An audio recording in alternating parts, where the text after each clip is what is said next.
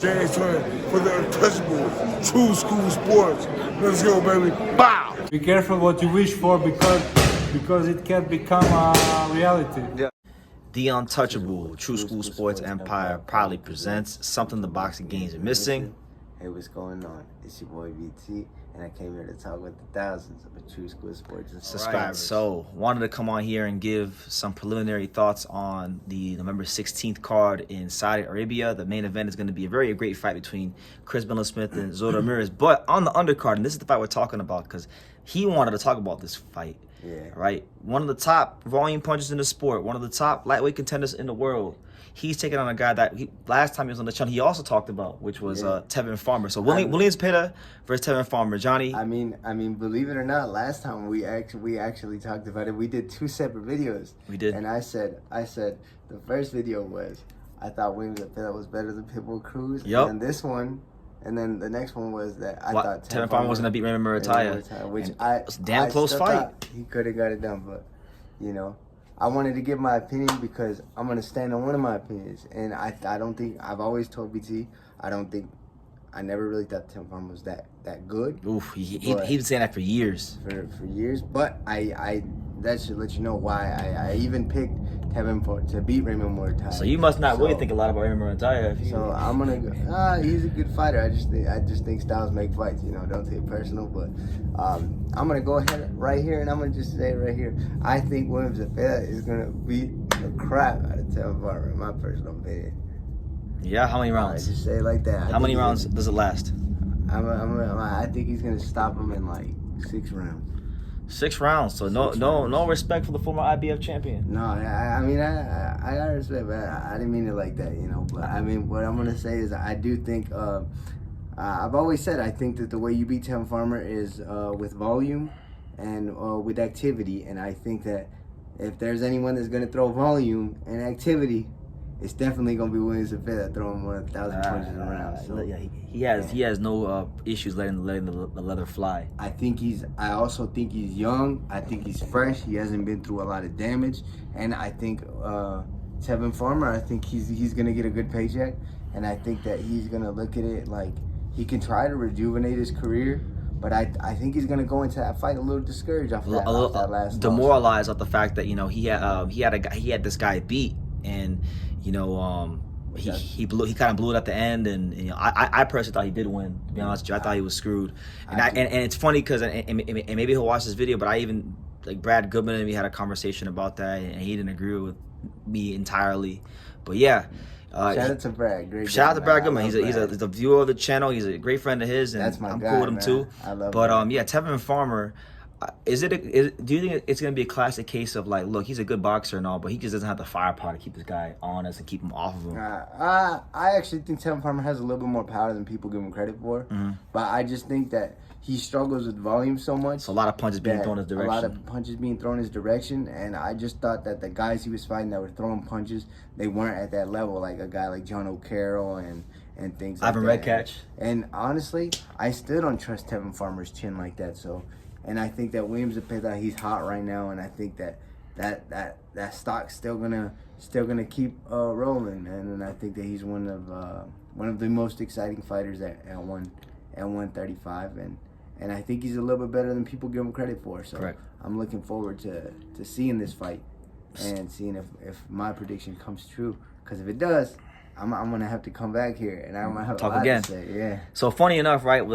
That time when Brad Goodman, it was at the Angelo Leonardo Lopez weigh-in. He stopped what he was doing and he kind of talked to us about that fight a little bit. One of the things he had said to us was that he made that fight with Farmer and Murataya because Murataya was trying to fight Shakur Stevenson. Yeah. That was a natural progression towards Shakur Stevenson. He didn't look good, so they gotta continue to rebuild him. Now Zepeda, he's been linked to fighting Shakur Stevenson for a while. Shakur Stevenson is now a Matchroom Boxing, the zone fighter. He's with Riyadh Season now in Turkey and all them.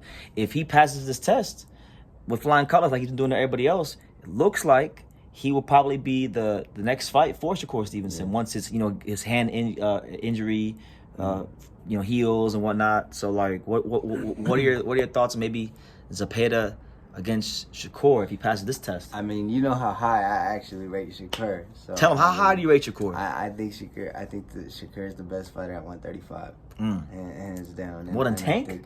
Yeah. More than Rambo? Yeah, I think he's the best fighter at 135. I know he's not the most entertaining, but I do think he's the more skilled fighter, and I do think at the end of the day he still has to develop on certain things.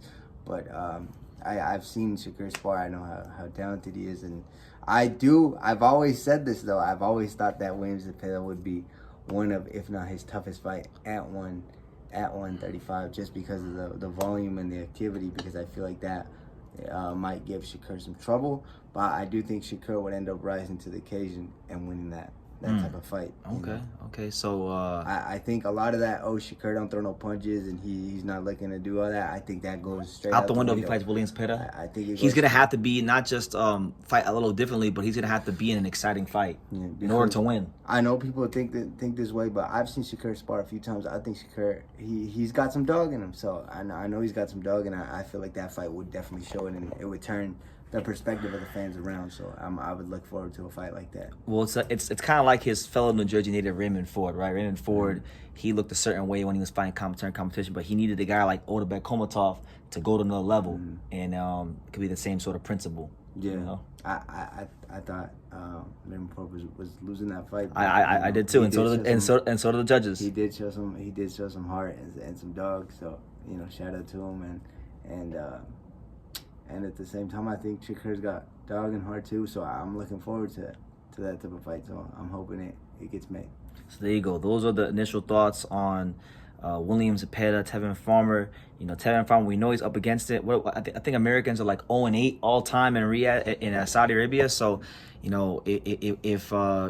if that's the next fight, I think that's the next fight for Americans in Saudi. So if it's gonna be 0-9, 0-9 more than likely. So I'm hoping it don't get to 0-10. But if Jony's prediction holds true, and I think Zepeda beats Tevin Farmer as well, it's gonna be 0-9 for the Americans in Saudi. So yeah. Let us know what you guys think. Is there anybody out there in the world? Is there anybody out there in Philadelphia, New Jersey, Delaware who loves Tevin Farmer that thinks, you know what? No, these guys don't know shit about boxing. They don't know nothing they're talking about. Go ahead and tell us in the comments. Because look, all the time I don't even be talking about Angelo, and people say, BT, Angelo ain't that good. But so we're used to criticism, But I do wanna slide this in here. Somebody that's real good.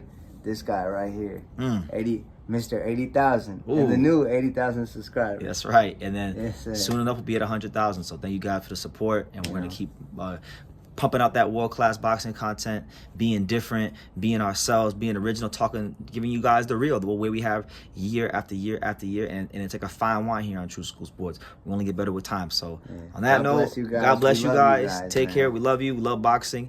And leave your comments down below. Make sure you guys take the time to subscribe. And like I say in every single one of these videos, you can love me or you can hate me. But I'm just a kid from Argentina. So until next time, take care, guys. Thank you for watching another video on the untouchable True School Sports Empire. I'm at the Boxing Hall of Fame out here in Canterbury, New York. And for more great boxing content just like this video, make sure you click and subscribe right over here.